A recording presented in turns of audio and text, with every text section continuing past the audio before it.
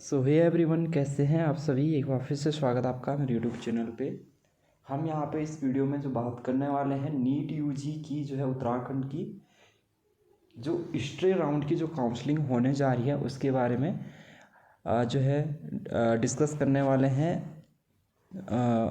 अभी तक जो है 3 जो है राउंड की जो काउंसलिंग है नीट यूजी की कंप्लीट हो चुकी है और उसके बाद जो सीटें वैकेंट हैं उन सीटों के लिए जो है स्टे राउंड की काउंसलिंग अब जो है होने जा रही है।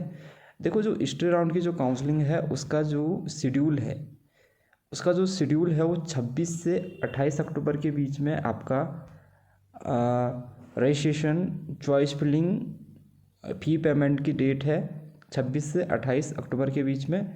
डाटा प्रोसेसिंग 29 अक्टूबर को होगा और 30 अक्टूबर को रिजल्ट डिक्लेयर कर दिया जाएगा। कॉलेज ज्वाइन करने की जो डेट रहेगी वो 5 नवंबर रहेगी। कौन कौन इस राउंड की काउंसलिंग में पार्टिसिपेट कर सकता है? तो ऐसे अभ्यर्थी जिन्होंने कि फर्स्ट, सेकंड और थर्ड राउंड की काउंसलिंग में अपना रजिस्ट्रेशन किया था और उनको तीनों राउंड की काउंसलिंग में कोई भी सीट जो है अलॉटेड नहीं हुई हो। दूसरा, ऐसे अभ्यर्थी जिन्होंने फर्स्ट, सेकंड या थर्ड राउंड की जो काउंसलिंग है उसमें रजिस्ट्रेशन नहीं कराया हो तो वे भी जो है इस राउंड की काउंसलिंग में प्रतिभाग कर सकते हैं। तो एक तो ऐसे अभ्यर्थी जिनको कि फर्स्ट, सेकंड और थर्ड राउंड की काउंसलिंग जिन्होंने करवाई थी और उनको कोई भी कॉलेज नहीं मिला, वे जो है इस राउंड की काउंसलिंग में पार्टिसिपेट करेंगे। और दूसरा, ऐसा अभ्यर्थी जिन्होंने अभी तक किसी भी काउंसलिंग में अपना रजिस्ट्रेशन नहीं कराया है वे जो है अपना पार्टिसिपेट कर सकते हैं। देखो, इस राउंड की काउंसलिंग के लिए कौन कौन जो है छात्र जो है एलिजिबल नहीं होंगे। जिन अभ्यर्थियों द्वारा नीट यूजी 2024 उत्तराखंड द्वारा जो सेंट्रलाइज काउंसलिंग के फर्स्ट, सेकंड और थर्ड राउंड के माध्यम से जो आवंटित सीट है एलोटेड सीट पर निर्धारित समय अंतर्गत प्रवेश प्रक्रिया पूर्ण कर अपना प्रवेश, तो जिन्होंने ऑलरेडी एडमिशन्स ले लिया है किसी कॉलेज में वे इस स्टे राउंड की वैकेंसी के लिए, स्टे राउंड की जो वैकेंसी सीटें हैं इसके लिए क्या होंगे, इस काउंसलिंग के लिए एलिजिबल नहीं होंगे।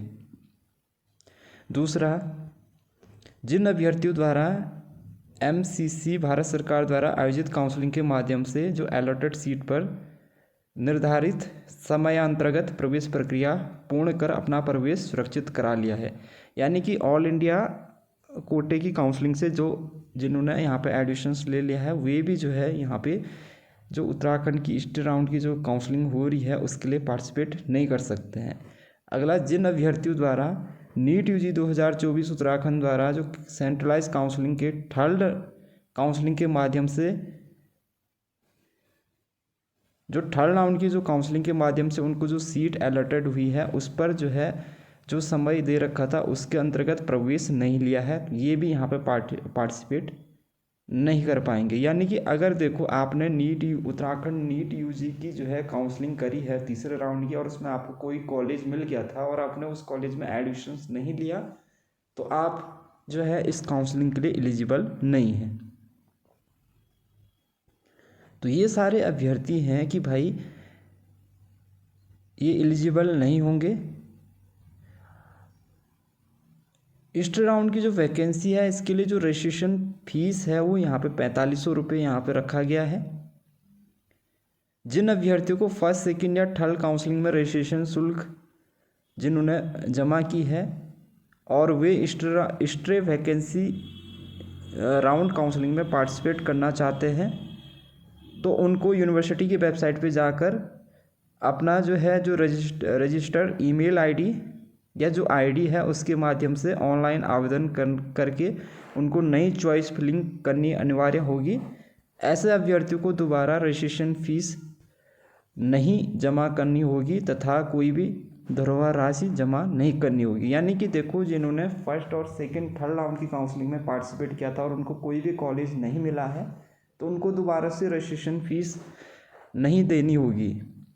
जिन अभ्यर्थियों द्वारा फर्स्ट, सेकंड या थर्ड काउंसलिंग में रजिस्ट्रेशन शुल्क दोनों जमा नहीं किए गए वे निर्देशानुसार रजिस्ट्रेशन फीस यहाँ पे जमा करके अपना पंजीकरण करवा कर ऑनलाइन आवेदन फॉर्म भर के यहाँ पे नई चॉइस फिलिंग करते हुए स्ट्रे वैकेंसी राउंड काउंसलिंग में प्रतिभाग कर सकते हैं। अगला क्या है कि जिन अभ्यर्थियों द्वारा फर्स्ट, सेकंड, थर्ड काउंसलिंग में रजिस्ट्रेशन फीस तथा जो धरोहर राशि है दोनों जमा की गई हो और यदि पूर्व में चयनित किए गए कोटे यानी स्टेट कोटा या ऑल इंडिया मैनेजमेंट कोटा के विकल्प में परिवर्तन करते हुए स्टेट चरण काउंसलिंग में प्रतिभाग करना चाहते हो, इस हेतु उन्हें यूनिवर्सिटी की जो वेबसाइट पर जाकर रजिस्ट्रेशन आईडी के माध्यम से ऑनलाइन आवेदन कर नवीन कोटे के विकल्प का ऑनलाइन आवेदन फॉर्म भरते हुए चयन करना होगा। उसके बाद वो अपना आवेदन फॉर्म भरकर नई चॉइस फिलिंग करते हुए स्टेट राउंड की जो काउंसलिंग में पार्टिसिपेट कर सकते हैं। ऐसी दशा में यदि अभ्यर्थी द्वारा पूर्व में जमा की गई धरोहर राशि ज़्यादा है तो उनको कोई अतिरिक्त धरोहर राशि यहाँ पे जमा नहीं करनी होगी, परंतु यदि अभ्यर्थी द्वारा पूर्व में जमा की गई धरोहर राशि कम है तो उन्हें उस चयनित कोटे हेतु निर्धारित संपूर्ण धरोहर धनराशि को दोबारा जमा करना होगा। इस दशा में अभ्यर्थी द्वारा अतिरिक्त जमा की गई धरोहर राशि समस्त चरणों की काउंसलिंग प्रक्रिया के समाप्त होने के 1 माह पश्चात अभ्यर्थी द्वारा शुल्क वापसी हेतु ऑनलाइन आवेदन फॉर्म में भरे गए विकल्प के अनुसार यूनिवर्सिटी द्वारा ऑनलाइन आवाज़ वापस की जाएगी। दूसरा यहाँ पे क्या है कि भाई जो स्ट्रे वैकेंसी राउंड की काउंसलिंग में है, यदि अभ्यर्थियों को जो समय दिया गया है, ठीक है, उसी समय के अंतर्गत जो है अपना जो भी चॉइस फिलिंग वगैरह है ये रजिस्ट्रेशन वगैरह करना होगा। ठीक है, तो ये इंस्ट्रक्शंस दिया है यहाँ पे कि भाई आपको कैसे जो है यहाँ पे। अगला यहाँ पे ये दे रखा है कि जो Shri Guru Ram Rai institute of medical and health science Dehradun की जो NRI कोटे की सीटें हैं, इसको उत्तराखंड शासन के शासनादेश संख्या दिनांक 18 अक्टूबर 2024 एवं गौतम बुद्ध चिकित्सा महाविद्यालय देहरादून की NRI कोटे की सीटों को शासनादेश संख्या दिनांक 24/10/2024 में वर्णित प्रावधानानुसार यहाँ पे इनको भरा जाएगा। ठीक है, तो ये है स्टे राउंड की वैकेंसी के लिए काउंसलिंग जो होगी, इंस्ट्रक्शंस जो है रजिस्ट्रेशन वगैरह पूरा यहाँ पे इन्होंने दे रखा है। और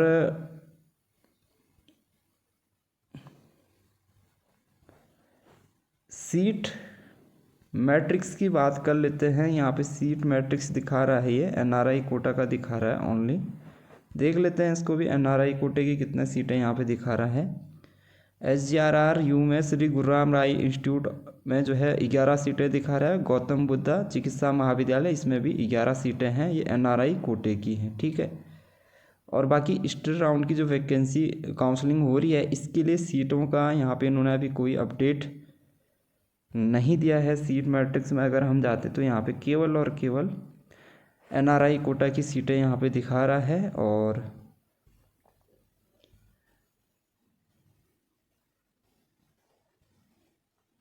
ठीक है, और सीटें अभी फ़िलहाल यहाँ पे अपडेटेड नहीं हुई है, तो ये जल्दी अपडेटेड हो जाएगी। यहाँ पे ये लिखा हुआ है कि candidate are advise to select NRI quota as yes only when they are interested in NRI only.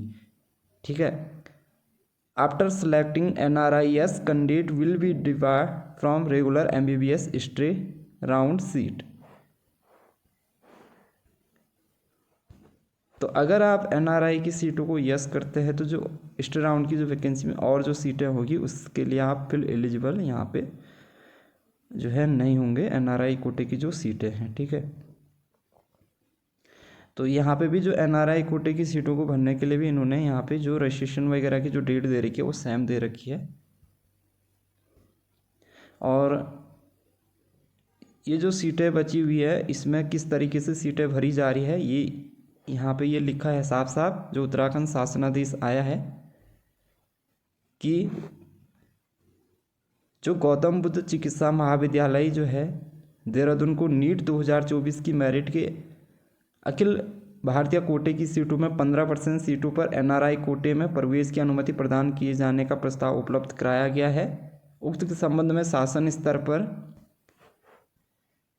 निर्णयोपरांत यह कहने का आदेश हुआ है कि जो गौतम बुद्ध चिकित्सा महाविद्यालय देहरादून को अखिल भारतीय कोटे की सीटों में 15% सीटों पर NRI श्रेणी में प्रवेश नीट UG 2024 की मेरिट के अनुसार दिए जाने की स्वीकृति निम्नलिखित उपबंधों के अधीन प्रदान की जाती है। तो एनआरआई कोटे के अंतर्गत केवल नीट 2024-25 प्रवेश परीक्षा उत्तीर्ण उम्मीदवार ही पात्र होंगे। एनआरआई कोटे की सीटों के अंतर्गत सभी प्रवेश नीट की मेरिट के अनुसार होंगे। पीआईओ या ओसी के और विदेशी नागरिक जो नीट योग्य हैं वे भी एनआरआई कोटा कैटेगरी के तहत आवेदन कर सकते हैं।